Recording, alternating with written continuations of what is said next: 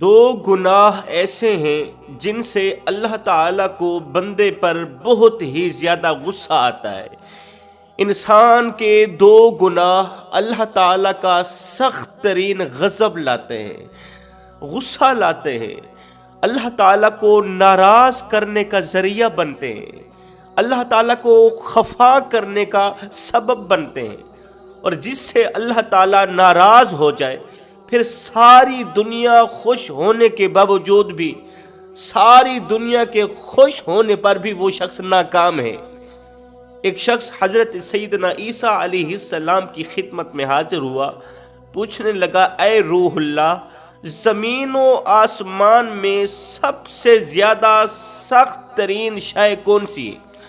زمین و آسمان میں سب سے زیادہ سخت ترین چیز کون سی ہے؟ تو یہ سن کر حضرت عیسیٰ علیہ السلام نے جواب میں فرمایا کہ زمین و آسمان میں ہر چیز سے زیادہ سخت ترین شے اللہ تعالیٰ کا غضب ہے، اللہ تعالیٰ کا غصہ ہے، اللہ کا قہر ہے۔ سخت ترین چیز اللہ کا قہر ہے۔ زمین و آسمان پر ہر چیز سے زیادہ سخت ترین چیز اللہ کا غصہ ہے، اللہ کا قہر ہے، کیونکہ اللہ کے غصے سے جہنم بھی کانپتی ہے۔ وہ شخص کہنے لگا کہ اللہ کے غصے سے بچنے کی کیا صورت ہے؟ یہ سن کر حضرت سیدنا عیسیٰ علیہ السلام نے فرمایا، اللہ تعالیٰ کے غضب سے بچنے کی دو صورتیں۔ نمبر ایک، عاجزی اختیار کرو۔ نمبر دو، اپنے غصے پر قابو پانا سیکھو۔ اپنے غصے پر قابو پانا سیکھو، کیونکہ غصہ خدا تعالیٰ کے غضب کو دعوت دیتا ہے۔ غصہ اس سلگتی ہوئی تیلی کی مانند ہے جو دوسروں کو جلانے سے پہلے خود ہی جل کر راکھ ہو جاتی ہے۔ غصہ کرنے والا شخص جلد از جلد جل کر راکھ ہو جاتا ہے، وہ اندر سے کھوکھلا ہو جاتا ہے، وہ اندر سے مر جاتا ہے۔ کسی نے حضرت سیدنا علی المرتضیٰ شیر خدا کرم اللہ وجہ الکریم سے پوچھا، حضرت وہ کون سے لوگ ہیں جو جلدی مر جاتے ہیں؟ وہ کون سے لوگ ہیں جو جلدی مر جاتے ہیں؟ تو حضرت علی نے فرمایا، غصہ کرنے والا شخص دوسرے لوگوں کی نسبت جلد ہی مر جاتا ہے، کیونکہ غصہ کرنے والا شخص دل اور پھیپھڑوں کا مریض بن بیٹھتا ہے۔ اس کے پھیپھڑے اسے جواب دے جاتے ہیں، جب پھیپھڑے ختم ہو جاتے ہیں تو پھر انسان بھی ختم ہو جاتا ہے۔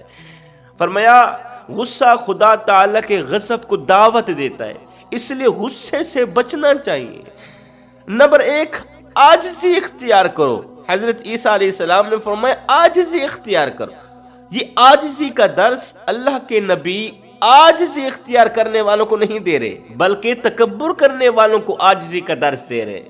فرما رہے ہیں، یہ جو تکبر ہے یہ اللہ کے غضب کو دعوت دیتا ہے، اللہ کے غصے اور جاہ و جلال کو دعوت دیتا ہے۔ ایک بادشاہ انتہائی شان و شوکت کے ساتھ نماز جمعہ کی ادائیگی کے لیے جامع مسجد کی طرف جا رہا تھا۔ بادشاہ کے چاروں طرف محافظ تھے۔ کچھ لوگ بادشاہ کے آگے آگے چلتے ہوئے، راستے سے لوگوں کو ہٹاتے ہوئے راستہ صاف کرتے جا رہے تھے، اور بلند آواز سے کہہ بھی رہے تھے کہ لوگوں ہوشیار ہو جاؤ، عالم پناہ کی سواری آ رہی ہے۔ بلند آواز سے کہہ رہے تھے، ہوشیار ہوشیار، عالم پناہ کی بادشاہ کی سواری آ رہی۔ اب بادشاہ کے اطراف میں جو سپاہی چل رہے تھے وہ چاروں طرف چابک لہراتے تھے۔ گرد و نواح جو سپاہی چل رہے تھے نا، درمیان میں بادشاہ تھا، گرد و نواح جو سپاہی تھے وہ چاروں طرف چابک لہراتے تھے۔ یہ لہراتا ہوا چابک کسی کی کمر پر لگتا، کسی کے سر پر لگتا تو لوگ ڈر کے مارے ادھر ادھر بھاگ رہے تھے۔ یہ چابک کسی کے سر پر لگتا، کسی کی کمر پر لگتا تو لوگ ڈر کے مارے ادھر ادھر بھاگ رہے تھے۔ وہاں پر ایک اللہ والا درویش یہ سارا منظر دیکھ رہا تھا۔ اللہ والا یہ سارا منظر دیکھ رہا تھا کہ لوگ بے بسی کے عالم میں چابک کھاتے جا رہے ہیں اور ادھر ادھر بھاگ دوڑ کر رہے ہیں۔ جب بادشاہ کی سواری اللہ والے کے نزدیک آئی تو اللہ والے نے بلند آواز سے پکار کر کہا، بادشاہ کو مخاطب کرتے ہوئے کہا، اے بادشاہ، تو جامع مسجد میں نیکی کرنے کی نیت سے جا رہا ہے، تو جامع مسجد میں نماز پڑھنے کی نیت سے جا رہا ہے اور حالت یہ ہے کہ تیرے سپاہیوں کے چابک کھا کھا کر لوگ زخمی ہو کر بھاگ دوڑ کر رہے ہیں۔ میں تو حیران ہوں کہ تیرے نیکی کرنے کی بدولت لوگوں کی یہ حالت ہو رہی ہے، تو جب تو ظلم کا ارادہ کرتا ہوگا تو اس وقت تیرے شر کی وجہ سے لوگوں پر کتنا اثر پڑتا ہوگا۔ ابھی تو نیکی کرنے کو جا رہا ہے، ابھی تو شکر ہے کہ تو نماز جمعہ پڑھنے کو جا رہا ہے۔ میں تو اس بات پر حیران ہوں کہ تیرے نیکی کرنے کی بدولت لوگوں کی یہ حالت ہو رہی ہے، لوگوں کو چابک مارے جا رہے ہیں، تکلیف دی جا رہی ہے، درد دیا جا رہا ہے۔ ابھی تو شکر ہے کہ نیکی کرنے کو جا رہا ہے، جمعہ پڑھنے کو جا رہا ہے۔ تیری نیکی کی حالت یہ ہے، تو جب تو ظلم کا ارادہ کرتا ہوگا تو اس وقت تیرے شر کی وجہ سے لوگوں پر کتنا اثر پڑتا ہوگا، لوگ کتنے پریشان ہوتے ہوں گے۔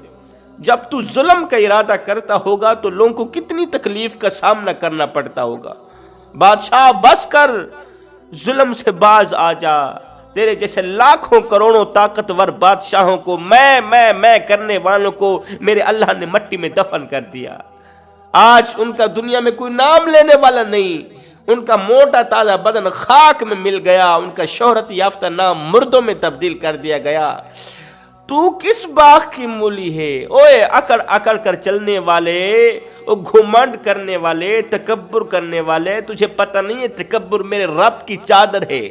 جو شخص میرے رب کی چادر میں اپنا ہاتھ ڈال کر کھینچنے کی کوشش کرتا ہے نا، میرا اللہ انہیں مٹی میں دفن کر کے رکھ دیتا ہے، میرا اللہ انہیں نیست و نابود کر کے رکھ دیتا ہے۔ تیرے جیسے لاکھوں کروڑوں طاقتور بادشاہوں کو میرے اللہ نے مٹی میں دفن کر دیا، تو کس باغ کی مولی ہے؟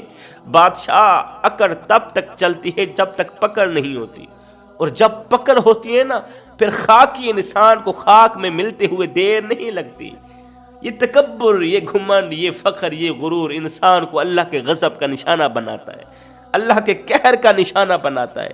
انسان کمزور پیدا ہوتا ہے، پتہ نہیں طاقتور ہوتے ہی خود کو خدا کیوں سمجھنے لگ جاتا ہے۔ انسان تو کمزور پیدا ہوا تھا، پتہ نہیں طاقتور ہوتے ہی خود کو خدا کیوں سمجھنے لگ گیا۔ پتہ نہیں 4 دن کی مہلت پا کر حضرت انسان اپنی اوقات کیوں بھول گیا۔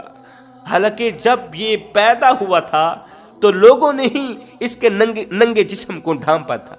جب انسان پیدا ہوا تھا تو لوگوں نے ہی اس کے ننگے جسم کو ڈھانپا تھا، اور جب یہ دنیا سے گیا تھا، مرا تھا، تو لوگوں نے ہی اس کا جسم ڈھانپ کر اسے رخصت کیا تھا۔ یہ غرور کس بات کا کرتا ہے؟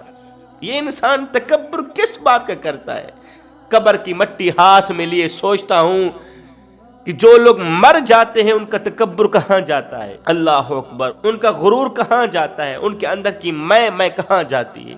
نہ جسم تیرا نہ جان تیری، اے ترکا رب رحمان دا ہے۔ ان حکم بغیر تو بے وس ہیں، اے فیصلہ پڑھ قرآن دا ہے۔ میرے جسم تے میری مرضی ہے، اے وہم گمان انسان دا ہے۔ تیری روح شاکر مالک دی، تیرا ڈھانچہ قبرستان دا ہے۔ اب تکبر سے بچنے کی کون سی صورت ہے؟ وہ ہے اسم اعظم۔ اسم اعظم پڑھنے والا شخص ہر وقت عاجزی میں رہتا ہے۔ ایک دن حضرت موسیٰ علیہ السلام اللہ تعالیٰ سے ہم کلام تھے۔ اللہ تعالیٰ نے فرمایا، اے موسیٰ، میری بارگاہ میں اس منہ سے دعا مانگنی چاہیے جس سے کبھی کوئی غلط بات نہ نکلی ہو۔ جناب موسیٰ علیہ السلام نے عرض کی، اے پروردگار عالم، کس کے پاس اس طرح کا منہ ہوگا؟ کیونکہ انسان سے کوئی نہ کوئی غلطی تو سرزد ہو ہی جاتی ہے۔ وہ کون سا انسان ہوگا جو یہ دعویٰ کر سکے کہ اس کے منہ سے کبھی کوئی گناہ سرزد نہیں ہوا، اس کی زبان سے کبھی جھوٹ نہیں نکلا؟ کیونکہ انسان کی زبان جو ہوتی ہے کہیں نہ کہیں پھسل ہی جاتی ہے۔ انسان کی زبان جو ہوئی کہیں نہ کہیں یہ زبان پھسل ہی جاتی ہے۔ انسان باقی والے وجود کے ذریعے نہیں تو زبان کے ذریعے کوئی نہ کوئی گناہ کر ہی بیٹھتا ہے۔ اللہ نے فرمایا، اے موسیٰ، میرا جو ذکر ہے، یعنی کہ تمہارے رب کا جو ذکر ہے وہ پاک ہے۔ اس پاک ذکر سے ہر قسم کی قلبی نجاستیں رفع ہو جاتی ہیں۔ اس پاک ذکر سے، اسم اعظم سے ہر قسم کی قلبی نجاستیں دور ہو جاتی ہیں، زائل ہو جاتی ہیں، اور جب تیرے رب کا ذکر زبان پر آتا ہے نا تو ہر طرح کی پلیدی ختم ہو جاتی ہے اور وہ منہ پہلے والا نہیں رہتا بلکہ پاکیزہ ہو جاتا ہے۔ جب تیرے رب کا نام زبان پر آتا ہے، جب تیرے رب کا اسم اعظم زبان پر آتا ہے تو پھر وہ منہ پہلے والا منہ نہیں رہتا، پہلے والا پلید منہ نہیں رہتا، گندا نجاست سے بھرا منہ نہیں رہتا بلکہ وہ پاکیزہ ہو جاتا ہے۔ فرماتے ہیں 2 گناہ انسان کو اللہ کے غضب کا نشانہ بناتے ہیں، اللہ کے غصے کے قریب کر دیتے ہیں۔ عاجزی اختیار نہ کرنے والا، تکبر کرنے والا،